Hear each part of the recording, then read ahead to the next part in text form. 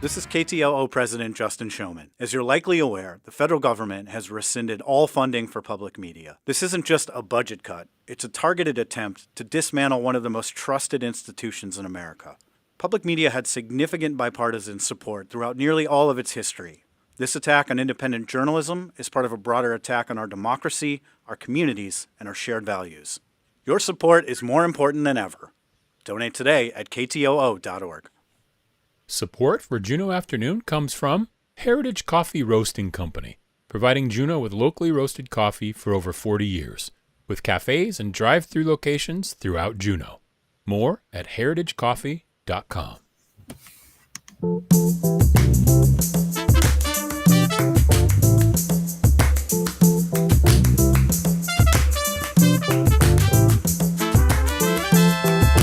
From listener-supported KTOO, welcome to Juneau Afternoon, broadcasting live from the homelands of the Occoquan and on demand as a podcast. It's Wednesday, July 30th, 2025. I'm your host, Boston Christopher. Gunafchish, Hawa, Tuxignusim, Salamat. Thank you for joining the conversation.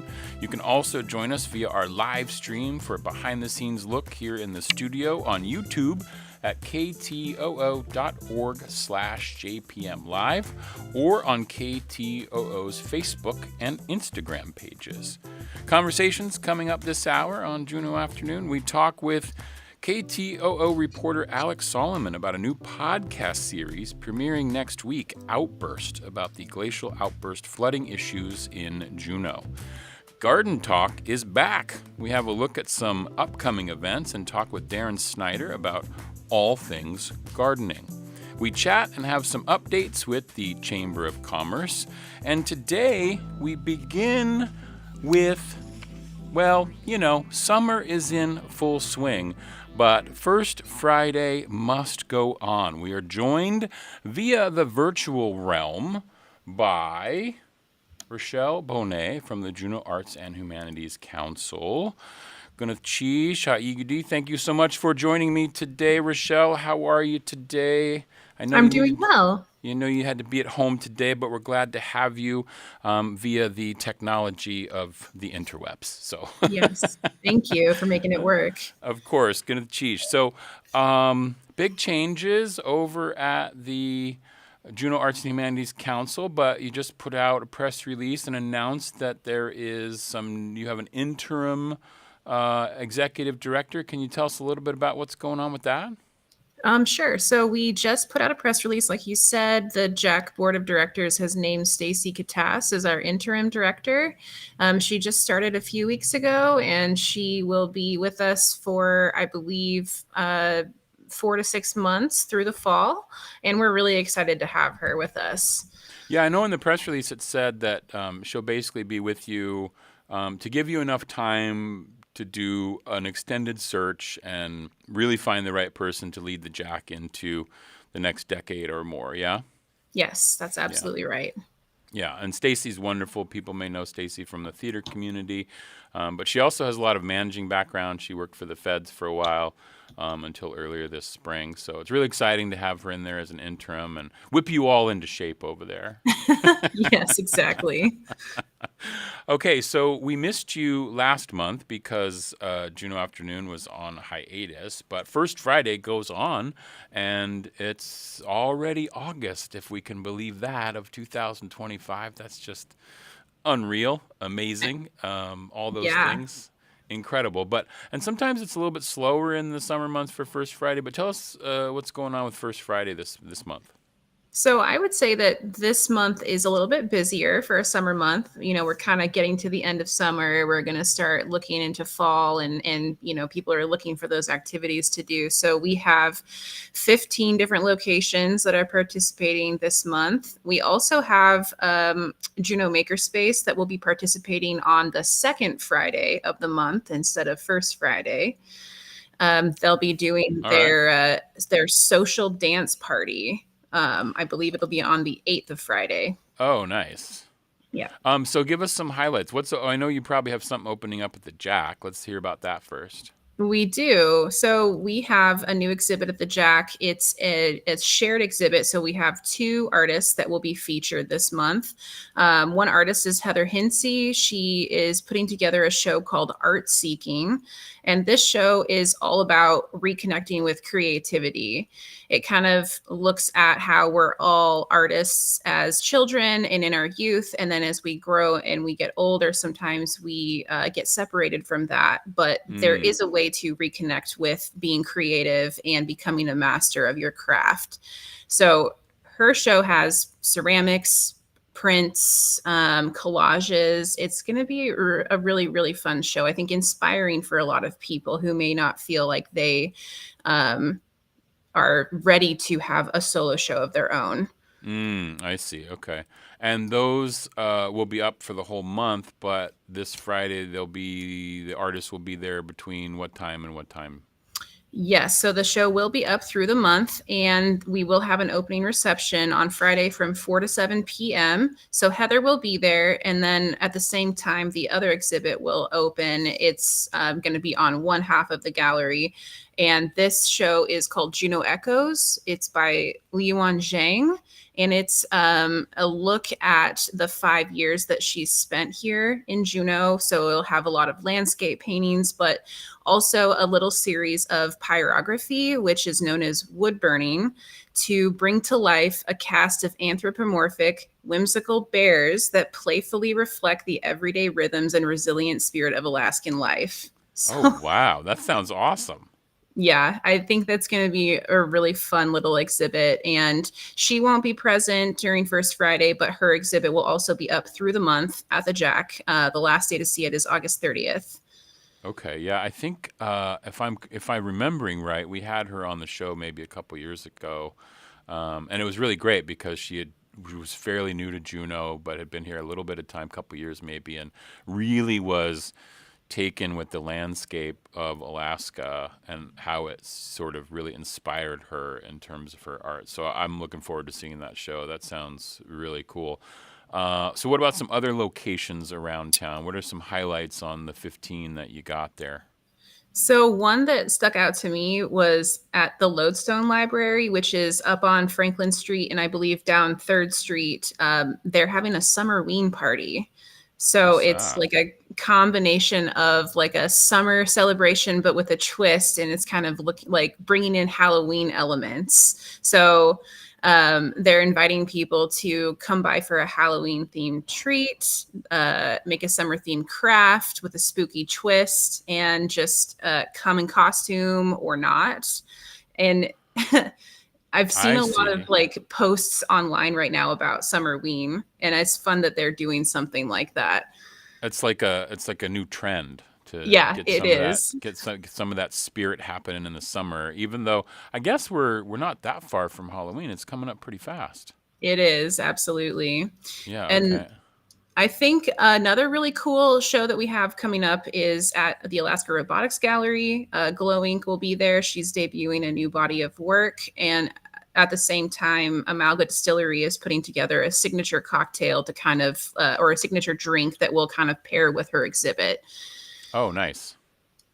Yeah, That's so cool. that looks like it'll be fun to check out. And then let's see, what else do we have?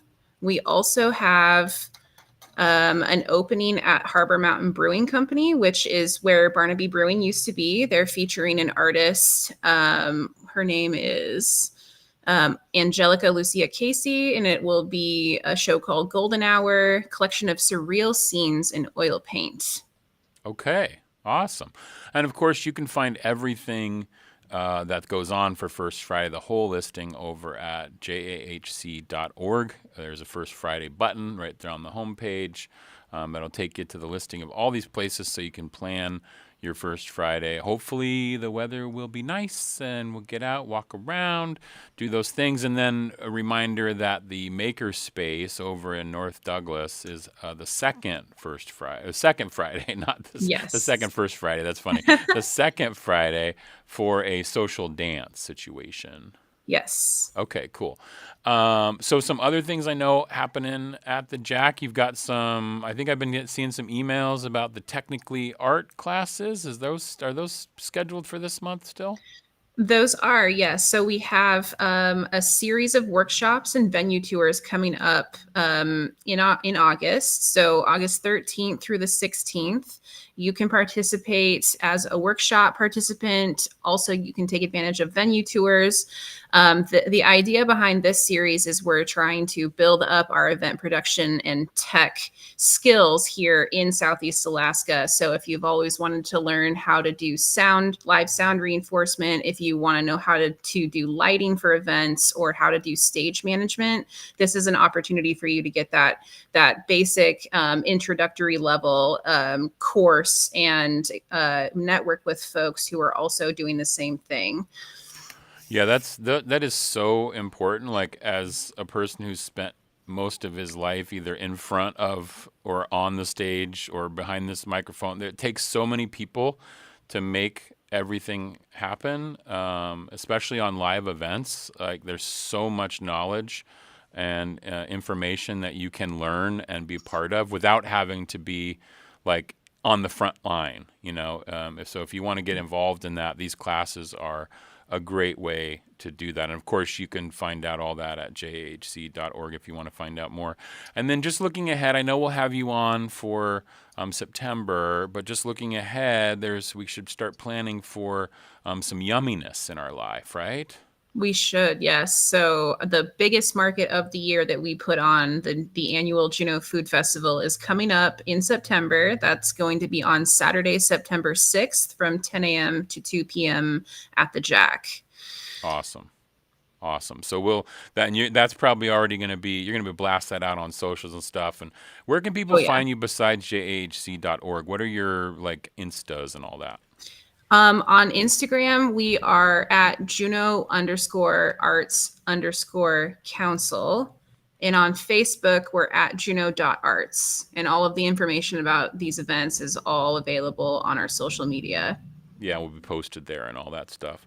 Yeah. Rochelle Bonet from the Juneau Arts and Humanities Council, thank you so much for joining us, giving us a little preview of what's in store for August. Always a wonderful thing as we sort of round out our summertime here in Juneau. Thank you so much. Good for being here. Thank you. Okay. Up next here on Juneau Afternoon, we have a savory moment. Step into the savory moment. You might remember that every seafood species has a unique recovery rate, sometimes called a culinary yield. But recovery rates don't apply to just seafood. A whole chicken has a culinary yield of about 58% for skinless, boneless pieces. If you buy a whole chicken for $3 a pound, the true cost of the meat will average about $5 a pound. You can calculate recovery rates for anything. Whole carrots to trimmed and peeled, 85%. Milk to cheese, 10%. Birch sap to birch syrup, 0.0083%. It takes about 120 gallons of birch sap to make 1 gallon of syrup. Wow. But there's one food where all the rules are turned inside out, as if this ingredient resides on the other side of the looking glass. Its culinary yield is around 300%.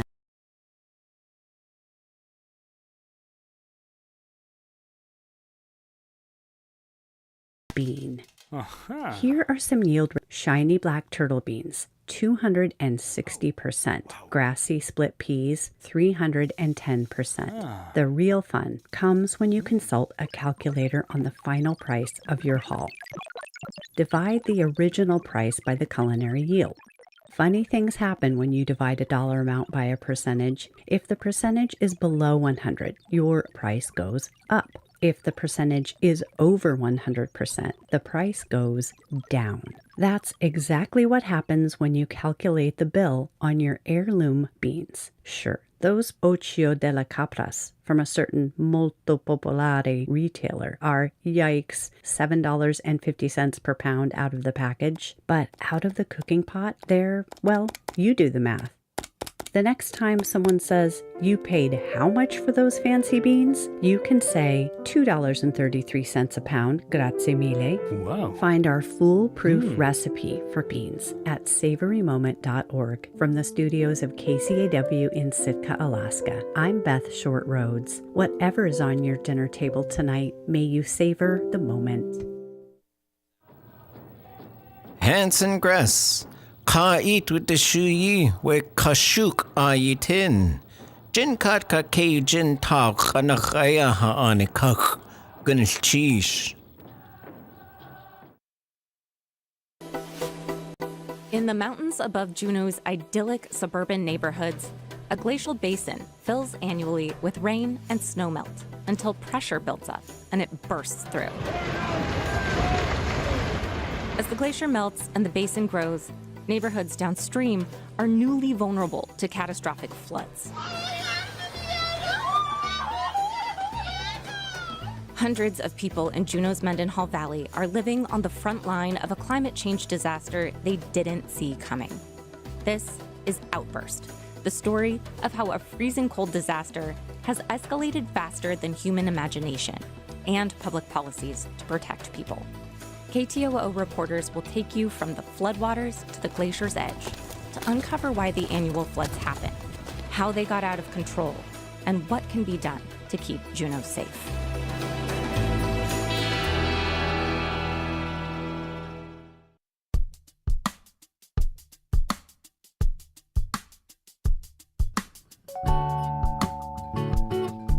You are listening to community-supported Juneau Afternoon on KTOO at 104.3 Juneau, 91.7 Juneau Akbe, and online at ktoo.org. You can also join us on our live stream behind the scenes in the studio on YouTube, Facebook, and Instagram. Just go to KTO's pages there and you will see us.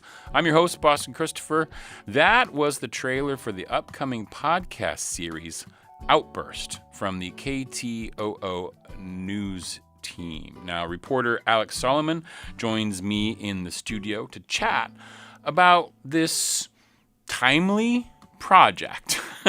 Thank you so much, Alex, for coming in and sharing a little bit with us. Wasa how are you today? I'm great. How are you? Thanks for having me on. Of course. This is such a cool project. Can you tell us about where this idea or the germination of this Outburst series came from? Yeah, so it actually preceded me. Anna Canny, who was the climate and environment reporter before me, she got a grant to do this project, and that was after having seen both the 2023 Outburst flood and the 2024 Outburst flood. So she really wanted to do kind of a bigger project. And once she left and I was hired, it fell in my lap. You inherited it, as they say. Sort of inherited it. I mean, the whole newsroom inherited it. But yeah, it's going to be my voice that's I'm the host of the You're podcast. the host, okay. And I know the whole team is working on it, but you sort of like the producer of it too. You're kind of getting everything together and all that? We have hired team? an audio engineer producer, Okay. David Waldron. So he's the one putting it together, but I did do a lot of the reporting. Okay, gotcha. I know you've been doing a lot of fact-checking recently, too. Yes, I'm actually almost done with the fact check. My sources have been getting texts from me. Hey, does this figure right? Where did you get this? Yeah, we need to know, make sure that it's right. And how many episodes of this will there be? So it's a short series. There'll be 4 episodes. Okay. And they'll all be under 15 minutes. So they're really bite-sized chunks. And each episode will kind of look at a different element of this climate change disaster. So Okay. I can kind of run it down preview. for us a little Okay. bit. Give us a preview. So the first episode it asks the question. We have these guiding questions for each episode. The guiding question for episode 1 was, why were so many people shocked in 2024 after they had seen a disaster in 2023? And why wasn't the capital city prepared? So we really get into sort of both the science that we had at the time and the human element of people just not expecting things to hit them, even if they hit their neighbors a couple years ago. I see. So people were thinking, did people sort of kind of think, oh, it's a one-time thing, that it's not going to happen? Or had it happened years ago? When was the last time it happened before 2023? Do we know? So before 2023, the biggest one was in 2016. Okay, And so that- it's been a while, yeah. And that was only 12 feet. So they're growing in size. Ah, okay. I think it's hard to predict, if something's going to be big enough to affect you. Right. So I think that was probably part of it. Okay. And science has only known that these are happening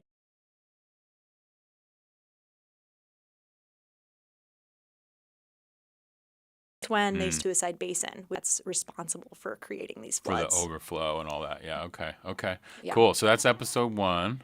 And then episode 2, we really dig into the science behind how we understand these floods, and what are the big questions that they're trying to answer, namely, how big can the floods get? And once the glacier recedes up to Suicide Basin, are there going to be other risks further up the glacier, other basins that could pose the same sort of disaster risk? So that's episode 2. I got to go on the glacier for that. Wow. Pretty fun. And then episode 3 is looking at potential long-term solutions. So the U.S. Army Corps of Engineers is studying it right now, and they are going to pose sort of options for how to mitigate the risk long-term. And there will be community input over the process, but it takes a long time. So that's episode 3, as we're talking about that. And we also look at other solutions to this same problem in Switzerland, which has been dealing with this problem for centuries. I mean, there's actually a lot of places all over the globe. Places with glaciers have this problem. It's just that not everywhere are there lots of people living in these like high mountain regions right beneath the glaciers. It's Right. in the Andes, the Himalayas, parts of Iceland, here, and Switzerland, So in smaller France. populations maybe, or not necessarily right on the track like we have in the Mendenhall Valley. Like, Well, there are people living in the track, especially in like the Himalayas. okay. Like India has had a really big one recently that killed lots of people. So it is happening, but there aren't a lot of places where people have like figured out solutions. So we go to Switzerland in the podcast because they actually have been dealing with this, like trying to implement solutions for a long time. So we talked to some researchers over there, and that's Did episode you get 3. to go to Switzerland? No, I didn't get to go to You Switzerland. did that remotely. Okay. That one was. Yeah, okay. That would have been cool, but we don't have the travel budget for that. Not right now. It's definitely not right now. KTO.org/donate. Anyway, so that's episode 3. What's episode 4? We wrap it up? Yeah, episode 4, we wrap it up, and we ask people, like, are they planning to stay here or go? How is this affecting people's homes, people's property values, people's lives? Can people afford to stay in Juneau if their house is flooding over and over again? So we talk to some families and kind of get their perspective on how they're even dealing with this disaster in their lives. I can't even imagine, like, if you've been there, if you've been living there, and then the last 2 years, like, you have to think about, okay, well, it's coming, right? We don't know exactly, like, that's part of it. You're not going to get into that because this is sort of a podcast version of this information, but the news team is doing other things and other stories, and you're on the watch basically right now to see like when that might be. They're not quite sure what day it could or could not happen. It's never quite sure, right? That's right. Yeah. So they've been posting weekly updates on the National Weather Service has this page called Suicide Basin online. You can look it up. And they post a update almost every week that kind of says how full the basin is and when they expect it will be completely full. Because once it's completely full, then they can sort of say, okay, well, it's a matter of days then but we don't know exactly, of course. But right now they're saying it's expected to be, full by mid-August. So, but that's everything can change Everything in an changes, instant. yeah. Like if we have a really hot spell or, Right. it could feel faster. If it gets colder, it could feel slower. So there's kind of a lot of moving parts to the Yeah. situation. But yeah, we are we're You're watching it. monitoring that. I think you stay tuned to KTOO.org. Check the website, news reports too every day. We'll probably be covering this over the next coming weeks. So now are these episodes, I know,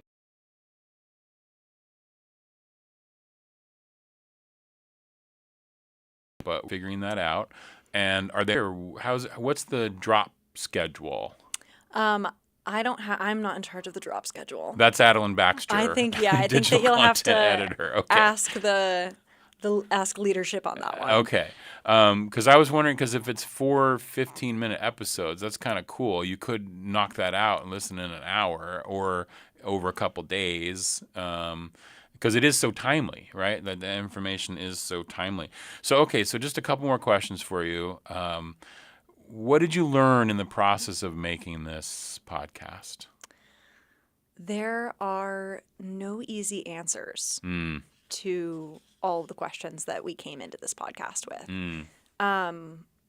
Yeah, I think that's my key takeaway is that, as I've gotten deeper and deeper into the topic, you really can see things from every perspective, and even in areas where people disagree about how things have been done or what to do or how do we solve this, that's been a really key takeaway. I think another one has been that the community there has been almost strengthened by this disaster that struck them. So they've really come together.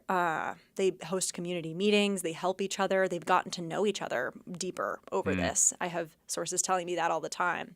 Wow. So, and I've seen it myself. Yeah. So, yeah, I think that it's Juneau is a special place. It is. It is a very special place. And even in the darkest times, yeah, people here come together. Yeah. They come together, and we're all going to learn a lot because, like you said, there's a lot of unanswered questions on how we solve this going forward. So we'll stay tuned to KTOO.org. Outburst is the new podcast. It will be premiering sometime next week. I'm sure we'll be announcing that, maybe playing an episode or two here on Juneau Afternoon. Last question for you, Alix, because you have been with us for a while now, a few months at least. And you're the climate and environment reporter. And I'm just curious, where did your love for that particular topic start? Honestly, that's a hard question. I guess I've always been really, really interested in the environment ever since I was a kid. I think I was born like this. Right. Parental influence? None. No parental influence. Wow, you just were born this way. Yeah, I was just the nerdy nature kid, all on my Wow. own, But I can say that my first, whoa, I should do this as a job was when I read Silent Spring by Rachel Carson. And I realized that in covering an environmental disaster that was unfolding at the time, which was DDT and all the horrible things that it had effects on, including bird populations and human health. But when she wrote that book and covered that, it actually changed things. The public reaction to it made it such that they stopped spreading DDT everywhere. So I realized that my voice could help. Nice. Yeah. Well, it is helping, and it will continue to help as KTOO News Team covers the glacial outbursts and the flooding and anything that's coming up. Check out this series, Outburst, which will be premiering next week. Keep an eye out on your podcast catchers and all that kind of stuff. And that's what you're going to be looking for. Alix Soliman, Gunchish for being here today and telling us a little bit, giving us a little teaser of what's to come. Yes, thank you so much. I hope people like it. Or if you don't, tell me. Yeah, either way. Good, bad, help us out. Give us some feedback. We always like feedback. We love feedback. Yeah, we do love the feedback. Thank you so much, Alix. Really appreciate it. All right, you're listening to Juneau Afternoon. Here's a little Sounds Wild. Sounds wild.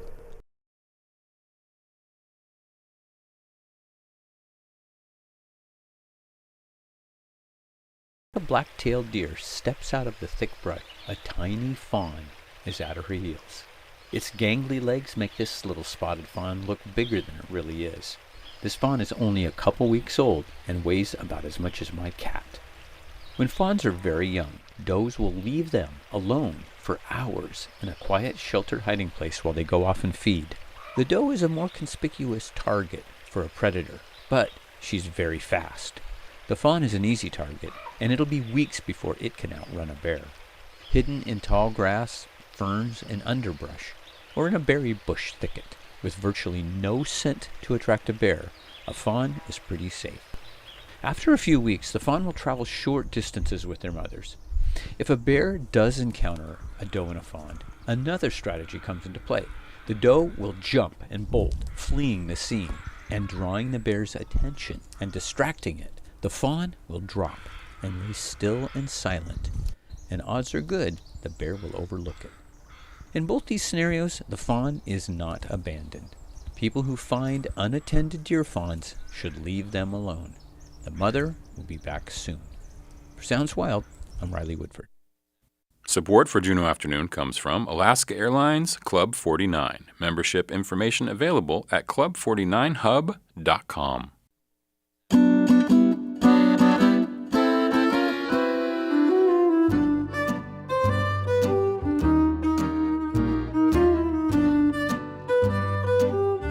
You are listening to Juneau Afternoon from Studio 2K at KTOO, dedicated to Carolyn Hobbs Peterson. I'm your host, Boston Christopher. And you might recognize that music. That is our Garden Talk theme. This is Garden Talk, one of the most beloved segments over the last decades here at KTOO. And this year, we're going to try something a little bit different with it. I've got Darren Snyder in the studio with me now. Gwyneth Cheese, Ha'igudi. Thank you so much, Darren, for coming in. Wasi'iti, how are you today? I'm good. Thanks, Gwyneth Cheese, for having me. Okay, so will you share with us the work that you do on the daily? Yeah, okay. Well, it kind of depends on the day, but my work is through the University of Alaska Fairbanks, which is a little bit confusing because I am here in Juneau and I serve all of Southeast Alaska. But I'm doing what's called being an extension agent, and the purpose is to bring the university to the people. And so we there are agents throughout the state, and we have different topic areas. Okay. And one of my main topics is to support people's goals and efforts to garden and to grow, whether it be for themselves, for within the community, professionally, farming, everything around growing. And so I, on the daily, will be kind of having a nice combination of responding to people's interests and questions. There are some online ways of getting a hold of me, and other ways of that people contact me, and then also doing as much as I can also to be out in the community and to work on projects, whether they be at people's individual gardens, but primarily like community gardens, school gardens, different events, and so I have met many people in the community through this. So you're interfacing with a lot of different people in the community in a lot of different subjects, but in gardening specifically, there's definitely some things that you do. What's your own sort of history with gardening? Oh, thanks for asking. I grew up fortunate to have gardening going on. My parents were into gardening. My grandparents were into gardening. I have my grandparents on my mother's side are straight from Sicily, and so there was a real ethic of grow your own, and the need, because of financial need, to grow your own, can your own, and do that kind of stuff. And they had the opportunity to do that down in Southern California. So I primarily grew up in Southern California and Central California, Bay Area, doing a lot of gardening. And just growing food and appreciating that as well. And so that kind of actually launched me out of, once I left the house after high school, I knew that I wanted to do work in agriculture and outreach. And so I went to college for that and got a degree in agriculture. And then have been growing. That was actually in Hawaii, was where I got my degree. So for the last 30 years that I've been here in Juneau, I've been kind of adapting the dry and then otherwise the dry hot of California and the hot and wet of Hawaii, and then I've been translating it to the cool. Cool and wet. Very much so. Yeah. So, what can we say about the history? Because this is a good transition here, because the cool and wet of Juneau, right? How does that affect gardening here in Juneau in terms of I'm thinking about the history of gardening in Juneau. There's certain things that can grow here, certain things that are really difficult to grow here. And so I guess I'm curious about that in terms of the history of gardening in Juneau. Yeah, there is a really rich history. There are various. It's challenging, and so and there are some good historical documents written about some of the farms that have gone on here and some of the dairies. The Juneau Garden Club has done a nice job writing up a little bit of some of our history, but the challenge is really. Not only that it's cool and wet, but it's also a very short season, and then combined with the swing of short days to long days, back down to short days, and it's just a real challenge for the plants that we are intentionally gardening here, that we have introduced, to adapt, and for us to try and support them and change the environment in ways that they will be successful. Yeah, and we're getting a little late start on Garden Talk this season because we're nearing the end of summer. Well, I guess we're in the sort of final period of summer here. So where are people now in terms of their growing? Are we've already planted, we've done all that. We're sort of in the harvesting phase if we were growing like fruits and vegetables, right? And there's things that other people garden too, but. Yeah, and just focusing on the cultivated harvests where we're planting gardens and such, rather than the wild harvest. But yeah, there's those who were able to deal with some of the vagaries of this season's cool, wet, rainy beginning. So rainy. Yeah, and then followed up by some hot and dry.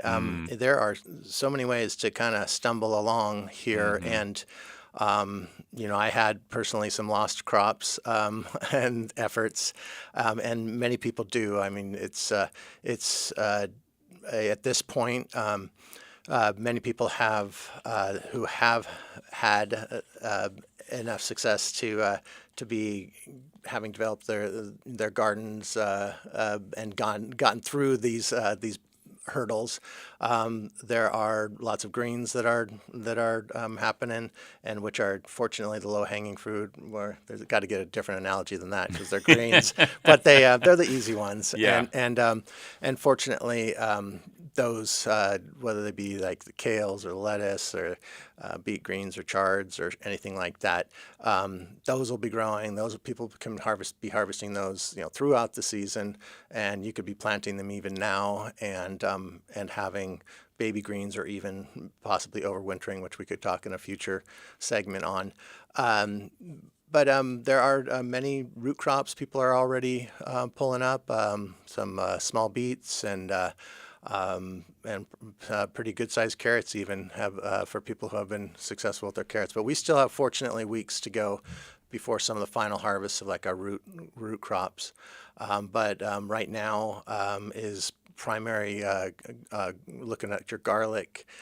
People who who put garlic in last fall and have had that come up and then have already hopefully harvested their scapes, that top portion that kind of comes curly Q up the top, and it's like a flower. But it can be those things were hopefully quite a few weeks ago were snapped off and made into pesto or something like that.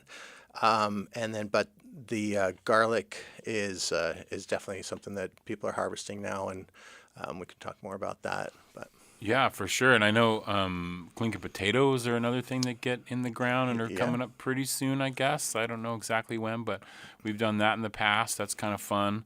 Because there's some, I'm curious over this coming weeks as we sort of re-engage with Garden Talk here, just talking about, especially for those who don't garden, like what's the easy access, easy way in, things you just start with that are simple. Because there's obviously our advanced gardeners, but then we have people who want to dabble, and it's like if it's too late for this season, we start thinking about like you're talking about over the winter, what can I do? What can I be doing? Or what could I be preparing for next spring? That kind of thing. So I look forward to talking about some of those things as we move forward. I know you have some events that maybe we want to talk about. There's some upcoming events that might be happening this month. Yeah, absolutely. And I do have some thoughts for people who are looking into gardening. Yeah. If we want to sure. delve into that a little bit. So, now is a good time. I'll definitely second your and acknowledge that we are definitely middle towards the latter end of this whole growing season, but there's still lots to do. And one of the things I'd suggest, especially for people who are new to gardening, is to make sure that you are writing down and taking notes for if you are an active gardener or that you're just trying things out.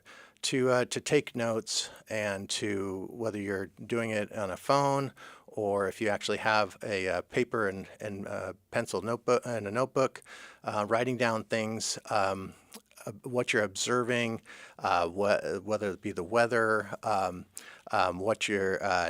what kind of activities you're doing, what varieties of plants that you're either growing yourself or that you're noticing others growing, what questions you have. Just having that practice of taking notes and writing things down. That's just a good general beginner's and anybody's, because we don't remember stuff. We think we'll remember it. Observe and report, right? Yeah. And so you for yourself and do yourself that favor of getting into that practice. And then also just tour yourself around and start looking critically or carefully at others' growing spaces. Whatever your growing interests are, whether it be food gardening or landscapes with various plants, what do you like and what do you like that you're seeing? And strike up conversations with gardeners, with people who are your neighbors who are growing things that you are interested in. Now is a perfect time for that, for really kind of just really don't just walk by it and go, oh, there's some beautiful stuff over there. If you really want to be a gardener here, you really do have to pay attention. What are the plants that are out there that you want, that you like, that are being successful? Because we could spend a whole lot of time and money and effort to do things and make all the same mistakes that everybody else has made. We might as well just, be a little bit more targeted, and this is an opportunity for that. And I feel like gardeners, the ones I've met, are very open to helping you and telling you how to grow your garden. So you can definitely get advice from your neighbor if you see they're growing something cool. Ask them about it, and they, I'm sure, will talk about it. So before we run out of time, let's talk about a couple of the events. Yeah. Personally, I'm heading up to the Haynes Fair. I'm going to be a couple of days late myself. I'm only getting there on Saturday, so I'll have Saturday and Sunday, but it's starting tomorrow. Okay. And the Haynes Fair has been a place where people have been able to show off some of their prize plants and produce. So if that's something to, if you're going to head up there, you probably know it already because the ferry tickets are fill up. But otherwise, look at that for next year, and even submitting your own plants to show off to others and to share with others. Then I'll mention again the Juneau Garden Club is an amazing organization, and they have organized a garden tour this year in Gustavus, and so. Oh, cool. Yeah, so August 7th through the 9th, it's already, well underway. So it's something for people to get yourself aware of the Juneau Garden Club and some of their activities. And if you want to kind of take your touring of Southeast Alaskan gardens up the next step and have a great time of it, then look at doing that. Get maybe over to Gustavus. next year. That's kind of cool. And you can find the Juneau Garden Club online. You can just Google Juneau Garden Club. I think they also have a Facebook page and stuff like that. Yeah, absolutely. Yeah, and then I think I just heard you mentioning the local food fest that the JAHC is doing. Yeah. And then the community garden, they're probably going to be on too to talk about their harvest fair, which is coming up on August 30th. Oh, great. And that's another amazing event that those amazing people organize, and it's just such a joy. Awesome. Like you said, all that generosity. Of these It's growers. so good. Is that everything? Is that all? I would like to just make sure that you all, as much as you appreciate all this sunshine out there, remember to water your garden. Our gardens are not used to this dryness. We can go, oh yeah, this is great, fun in the sun, but those plants are, many of them start suffering pretty fast because the only way they're successful is that they have good drainage and they're used to being wet. A few days of dry, and if you have a prized plant, and then I would or a lawn or anything else, just give it a little bit of water, and it'll appreciate it. Absolutely, Darren Snyder.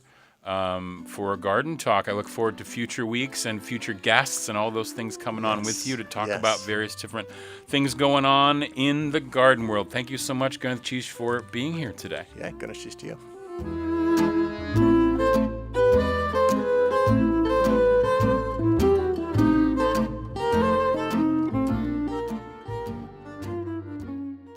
You're listening to KTOO's Tlingit Word of the Week. This week's word comes from Kehinak John Martin. And the word this week is got. Got. That means sockeye salmon. And here's a sentence. Got atqishi. Taqwasiyake. Dried sockeye salmon is pretty good. Let's hear it again. Got. Sockeye salmon. Gunashish to Juneau Lance Twitchell, Goldbelt Heritage Foundation, and the University of Alaska Southeast for this audio. Kehinuk John Martin was Dakdane Tan and a child of a Kagwantan man. He is from the Hunakawu and was a contributing elder and speaker at many language immersion gatherings in Glacier Bay, Yakutat, and Juneau. He attended boarding school in Skagway, and attended Gonzaga University. Tune in next week for another Tlingit Word of the Week from KTOO. From the KTOO newsroom, I'm Mike Lane. Today is Wednesday, July 30th, and on this day back in 1926, the Juneau Chamber of Commerce unanimously rejected a motion to change the local time to Seattle time. However, Ketchikan approved the motion and became the only community in Southeast Alaska to do so. That's a look back at this day in 1926.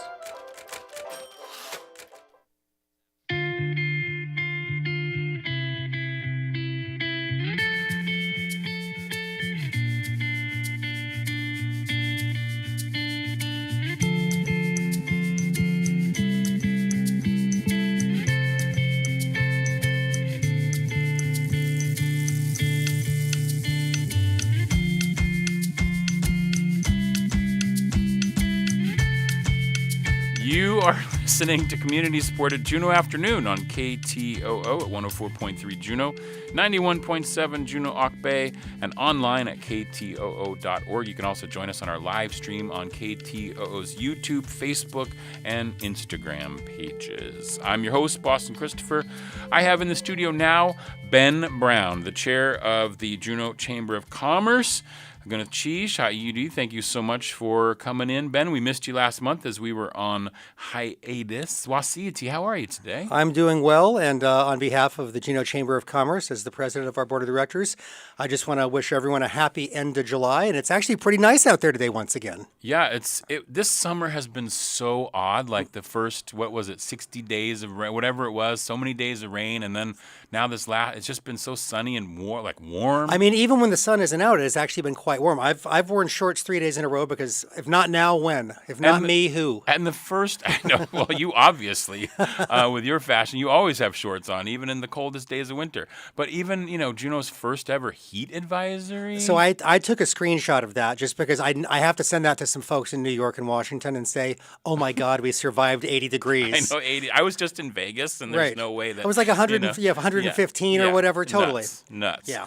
So, Juneau Chamber of Commerce, I know you're involved in so many different things in town, but you're the president of the board of the Juneau Chamber of Commerce. And I think the last time we checked in, you were all on the search for a new executive director. Is there any news on that front? There absolutely is. We have hired a new executive director. She will start next Monday, the 4th of August.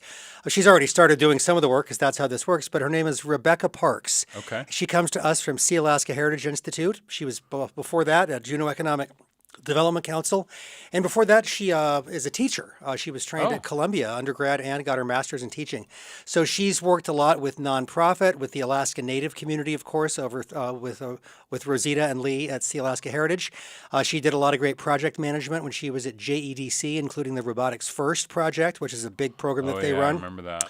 So she's got a lot of experience with nonprofit management, with the business community, doing government relations, and she's been in Juneau about 20 years, and we are just all very excited that she's going to be joining us. It has been a while since we've had an executive director. The last person to have that job who had it on an interim basis, his last day was the 11th of June. So I've been going into the office a fair amount as board president just to make sure our executive assistant has all the support that she needs. Mm-hmm. We've continued to have our weekly luncheons, and those have been well attended out at the Moose Lodge. And the business of the day continues, us representing the community, the business community, looking at public policy issues and trying to make sure that we have a well-informed citizenry, a well-informed electorate. Of course, now we know what's going to be on the ballot in our municipal election in October. Yeah. And so we have not taken a position. We, of course, don't endorse candidates, but in the past, the Chamber has deliberated and weighed in on policy questions about taxation and things like that. So we are now carefully considering what's been put forward by the Affordable Juneau Coalition and then also by the Assembly. The former put forward an exemption on sales tax and residential utilities and also a separate measure to cap the mill rate, whereas the Assembly has put forward a vote on whether or not to create a seasonal sales tax. And I think one thing I really want to make sure people know is that seasonal sales tax, were it to go into effect, and if the exemption were to go into effect, the exemption would remain in effect year-round, even while the seasonal sales tax was in effect. That's one question I've already heard people asking. So it's already getting complicated. Okay, hold on. So yeah, slow down just a little bit for me. So, because I've heard about the seasonal sales tax measure that's coming, but explain this other thing to me just a little bit slower. And the Assembly was looking at its own sales tax exemption on food, and food is not prepared food. It's things that qualify for SNAP, the Supplemental Nutrition Assistance Program, formerly known as food stamps. So anything you could use a SNAP benefit to purchase, which is non-prepared food, grocery items, certainly not alcohol or anything like that, there would not be a 5% sales tax on that. Okay. And that wouldn't be means tested. Anyone going to buy food would be exempted from that. And then the other part of the Affordable Juneau Coalition's proposal is to exempt utilities, electricity, water and wastewater, heating oil, other sources of heating fuel like what I call pine pellets, but the wooden pellets that go into pellet stoves. Those, for residential purposes, would also be exempt from the 5% tax year-round. Under the Affordable Juneau Coalition proposition. And then the separate thing put forward by the members of that citizen group is to cap the mill rate. So again, the Juneau Chamber is not taking a position on any of those three things, but we're going to be looking at them. And if there is a consensus among our board of directors on behalf of our members, we might. But one thing I know doesn't require us to have a meeting. We want people to learn more about it, to understand what the effects of these various things would be, and then make an informed decision, because that's why we live in a democracy. So that's one of the big things the Chamber of Commerce does. I'm very excited that we'll have a new executive director to help me and my fellow board members get the word out about these kind of things. Yeah, absolutely. And I think that's what you did was the best advice, because obviously the chamber at some point might take a position. That's fine. But really what's important and what I want listeners of Juneau Afternoon to do is be informed. Exactly. Right? Get the best information you can so that you can make an informed decision. Don't be influenced by political groups or advocacy groups or anything like that. Find out that information, figure out what it is that you need to know, and then you can make an informed vote. And of course, you can count on our news team. The public forums will probably have a lot of questions for candidates about these various different ballot measures and all that stuff coming up, so you can keep tuned to KTOO News for all of that information in terms of figuring out what you need to know. Absolutely. And we will do a candidate forum. Now, of course, for the assembly, only one of the races is contested. Right. My inclination is still to give the incumbents, Greg Smith and Ella Atkinson, who are running unopposed, an opportunity to speak, because people are still going to be voting, Absolutely. Even if there's always a write-in possibility. Remember, Will Muldoon got elected to the school board many years ago as a write-in candidate. Yep. And, of course, Lisa Murkowski got reelected to the U.S. Senate as a write-in candidate. So we do things different in Alaska. Write-ins sometimes work.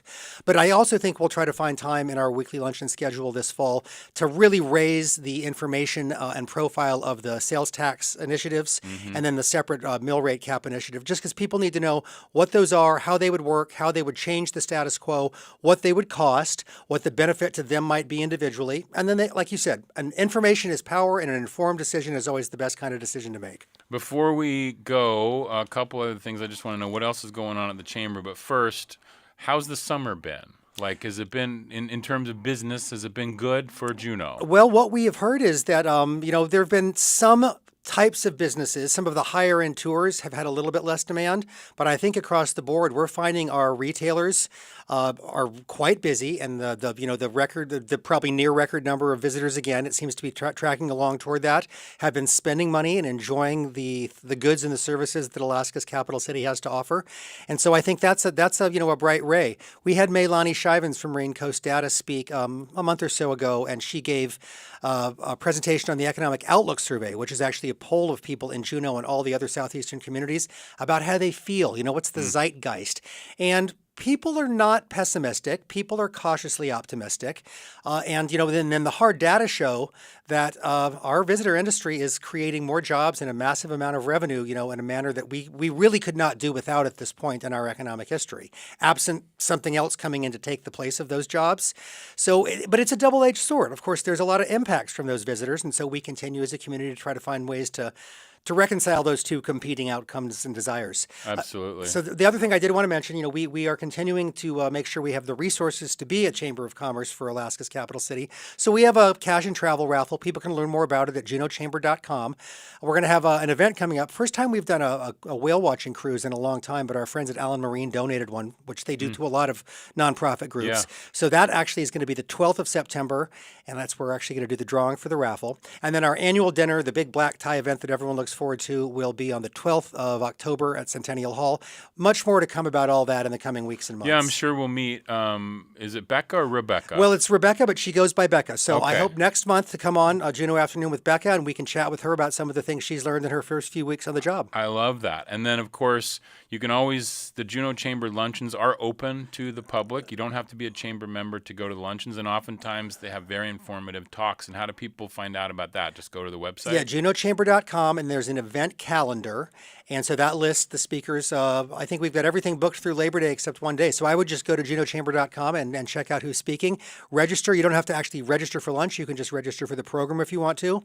There's a discount if you're a chamber member, and we would love to see folks there. It's nice to have a full room so that our speakers are, getting the maximum impact of what they're sharing, and they get good questions, and there's some And interaction. they get energized. Always good to have an audience. Absolutely. You know that as a performer. You know that too, Boston. All that good stuff. So thank you, Ben, for coming in. Gunneth Chish, I really appreciate it. And we'll see you next month, and we'll meet Becca. Very good. Thank you so much, Boston. Awesome.